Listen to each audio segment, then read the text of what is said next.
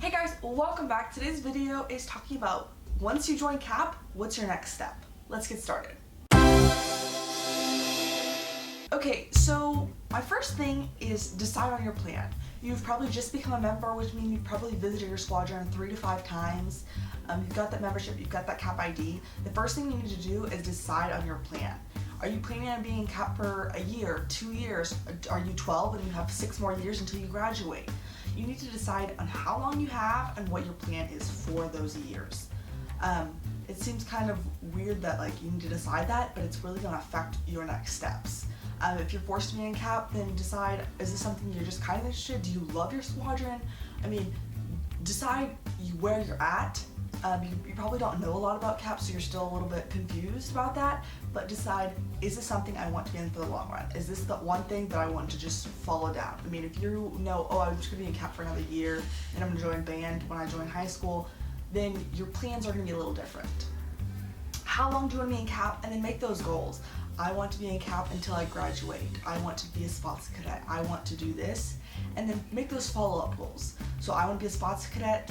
I need to promote 4 times a year for this many years so I can get it when I'm 17. That way I can put it on my high school transcript and I can use the Air Force Academy. Make those SMART goals, and if you have more questions on SMART goals, you can just Google SMART goals and it tells you about it and how to make those. Decide if you're in it for the leadership and your friends and the discipline, the kit program side. If you're in it for the aerospace because you want to be a pilot, you want to be flying. Or if you want to be up with emergency services, you like that search and rescue, doing that kind of thing. Decide, and if your squadron doesn't fit those needs, switch squadrons. My squadron's heavily based on leadership.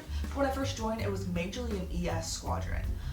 If you look around, other squadrons are big into aerospace, and a lot of kids are getting their pilot's license. So find what you want to do and find a squadron that meets that. Or if you don't care, just stick with your squadron. Buy your uniform items. And this goes in with the first one because if you're only going to be in CAP for a year, then don't buy $100 boots because you're joining marching band. If you're 12 years old and you're still going to grow, don't buy super expensive boots. Just that kind of thing. You can just guess how long I'm going to be in CAP because if you just buy one BDU blouse, if you're still going to grow. If you're not going to grow, get all your BD blouses. Just think about your growing and the durability that you want in your equipment.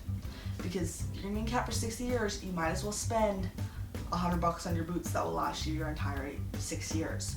Or you might want to buy a really nice Camelback brand, and just all that stuff for your basic encampment if you know you're going to staff 5 encampments. So just think about that kind of thing. Promote. I waited 4 months. I joined in November, so December was really weird because it was the Christmas party and we missed weeks in January. So I joined in November, the last week in November. I went 1 week in December, and then in February is when I did all my stuff to promote, so I didn't actually promote till February. So those 4 months, technically, is how long it took me to promote, and if I would have known, it was going to take me that long, I would have tried my best to get it done that very first week I joined. Because once you get that, you're kind of sealed the deal, you're kind of in. And it just makes it a lot easier. You can just get to Cadet Airman and sit there as long as you want, but you need to get to Cadet Airman because otherwise you're just a floater. And I actually suggest that you don't sit at Cadet Airman. If you sit anywhere, sit at Staff Sergeant, because then you're actually something. You're still eligible to go to activities, you're still eligible to do things, but you're not an airman. People look at airmen, they're just like, oh, they don't know anything because they assume that once you hit airman, you're going to promote. Staff Sergeant goes, oh, you've been here at least 8 months, you know what you're doing. Even if you've been in CAP 5 years and you're airman, they're still going to assume, oh, you don't know anything. And I ran into this. I ran into a staff sergeant who'd been CAP longer than I had, and I'm like, oh, I assume you don't know anything because if you do know something, you should be promoting. Go to an activity. Wing activity, group activities, wing activity, something, that's also going to kind of seal the deal for you. This kind of goes back to your goals because you don't really know as much about CAP until you start going to those activities. So you go to ALS, encampments, leadership schools within your wing, your squadron activities, those kind of things, they are going to seal the deal for you. And then go back, reevaluate your goals, and decide, okay, now I've gone to encampment and a leadership program, I'm a cadet senior airman, I know what I want to do. And make goals again. And that may be get on squadron staff. Go staff an encampment, go staff a leadership activity, create my own activity in my squadron, do this, do that, do that. So then after that, notify someone in your squadron. It could be your friend. It could just be like, hey, my deputy commander for cadets, I just want to tell you that I really want to be on staff. And then ask them, what steps should I take to get on staff? Just notify your friend, hey, my next goal is to be Alpha Flight Sergeant, to be Charlie Flight Sergeant. I really want to be a leadership officer. Do this, I want to do this. I'm really on the admin side. Tell them all that, because if you don't tell them, they're just assuming, oh, they're here. And they're just a cadet who they're going to teach to be a cadet. If you really want to be on staff and they're really looking for someone on staff, they can take you right then and there as even like an airman first class and mentor you to be the perfect flight sergeant. So that way when you do get to staff sergeant, tech sergeant, master sergeant, when they are ready for you to be a flight sergeant, you already have been cultivated to be a flight sergeant from the time you're an airman first class. It never hurts for them to know your goals, and it's gonna be a lot easier for you to tell them in the beginning than in the end. Even though it'd be 1 second of awkward to go up to your flight sergeant or flight commander and go, hey, I want to be a flight sergeant. They're gonna take it as initiative, and they're gonna take you under their wing. Get advice. That kind of goes back to what I was just talking about. Get advice from your parents, your peers, anyone who's been in CAP. Go on like Facebook pages for CAP and just ask for advice. Read forums, there's CAP talk, read the regulations, learn that kind of stuff.